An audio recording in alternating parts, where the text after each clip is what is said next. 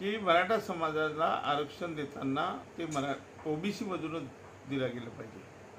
माझंही म्हणणं असं आहे की येत्या 20 आणि 21ला जे स्पेशल अधिवेशन होणार आहे त्यामध्ये मराठा समाजाला ओबीसीचं आरक्षण दिलं पाहिजे आणि सबकॅटेगरीशन केलं पाहिजे, जेणेकरून ओबीसी आपले मराठा आणि कुणबी यांना स्वतंत्र आरक्षण देता येईल आणि 12 बलुतेदारांना सुद्धा वेगळं आरक्षण देता येईल।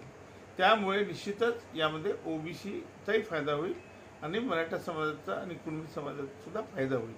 त्यामुळे आता नोंदी बघणं किंवा सरसकट ची मागणी आहे किंवा आपले जे आता सगळे सोयऱ्यांचा जो शोध लावणं किंवा त्याचा व्याख्या करणं किंवा कायदा करणं या सगळ्या गोष्टी अनावश्यक ठरतात। याची काही गरज नाही, कारण मागासवर्गीय आयोग जो रिपोर्ट अहवाल देणार आहे तो निश्चितच मराठा समाज सामाजिकदृष्ट्या आणि शैक्षणिकदृष्ट्या मागास आहे हेच ठरणार आहे।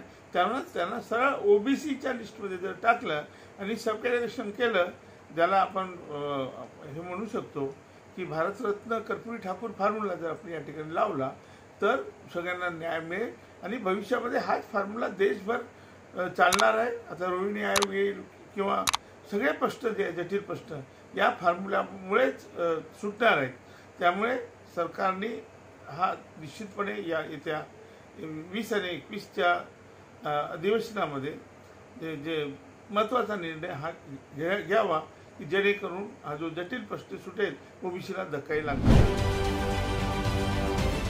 राजकारणातील प्रत्येक अचूक बातमीचे सर्वात आधी अपडेट्स मिळवण्यासाठी सरकारनामाच्या सर्व सोशल मीडिया प्लॅटफॉर्मला लाईक, फॉलो आणि सबस्क्राईब करा। तसंच सर्व नोटिफिकेशनसाठी बेल आयकॉन प्रेस करायला विसरू नका।